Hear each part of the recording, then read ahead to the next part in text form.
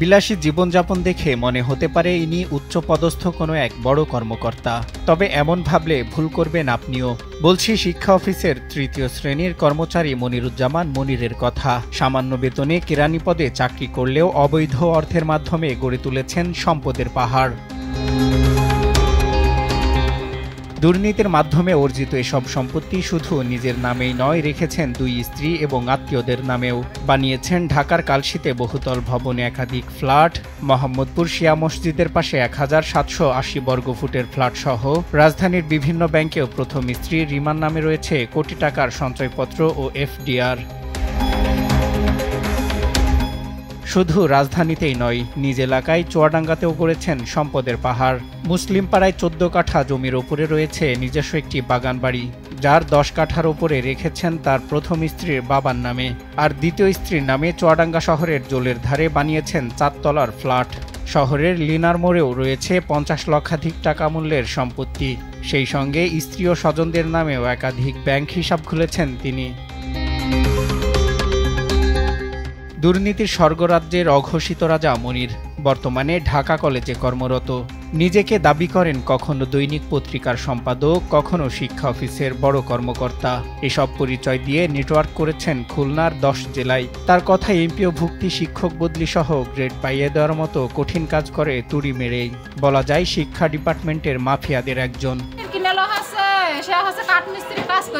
এই জমিটা মনির কিনেছে। এই জমিটা মনির শিক্ষা অফিসে চাকরি করে, তিনি কিনেছেন। 2005 সালে মনির দর্শনা সরকারি কলেজের অফিস সহকারী কাম কম্পিউটার অপারেটর পদে চাকরি জীবন শুরু করেন। পরে বদলি হয়ে আসেন চুয়াডাঙ্গা সরকারি কলেজে। তারপরেই খুলে যায় ভাগ্যের চাকা। বড় বড় কঠিন কাজগুলো যেন তার কাছে তুচ্ছ। এমনকি একজন ভ্যান চালকের স্ত্রী তার ভালো লাগায় তুলে নিয়ে রেখেছেন রক্ষিতা হিসেবে। তার নামেও গড়েছেন অঢল সম্পদ। এক পর্যায়ে ভ্যান চালকের স্বামী স্ত্রীকে ফেরত চাইলে করা হয় মারধর।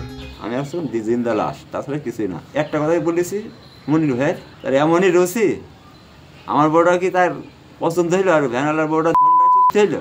গেটে বেটা একদল ছেলে বিলে এনেছে, কামড়ে রয়েছে, মনির রয়েছে, মারল আমার ধরে গেটে। আর যদি বড় হতাম তাহলে তো সুযোগ হইতো গেটেই মানুষই। আমি গরিব মানুষ বিলে আমার কিছু বললো না কেউ। এর আগে বেশ কয়েকটি স্থানীয় পত্রিকায় উঠে আসে মনিরের দুর্নীতির চিত্র। তারপরেই নড়ে চড়ে বসেন তিনি। পরে সোচ্চার হয়ে নিজের নামের অর্থ সম্পত্তি রেখেছেন আত্মীয়দের নামে। তবে এ বিষয়ে মুঠোফোনে বেশ কয়েকবার কথা বলতে চাইলে রিসিভ করেননি তিনি। এক পর্যায়ে মোবাইল ফোন বন্ধ পাওয়া যায়। একের পর এক দুর্নীতি করেও চাকরিতে বহাল রয়েছেন তিনি।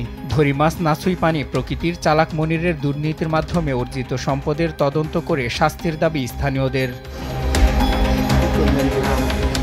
কেবল এখানেই থেমে থাকেননি তিনি। তার বিরুদ্ধে নারী কেলেঙ্কারি, বাংলো বাড়িতে মদের আসর সহ নানা অপকর্মের চাঞ্চল্যকর তথ্য থাকবে দ্বিতীয় পর্বে। সজল বিশ্বাস, দেশ টিভি, ঢাকা।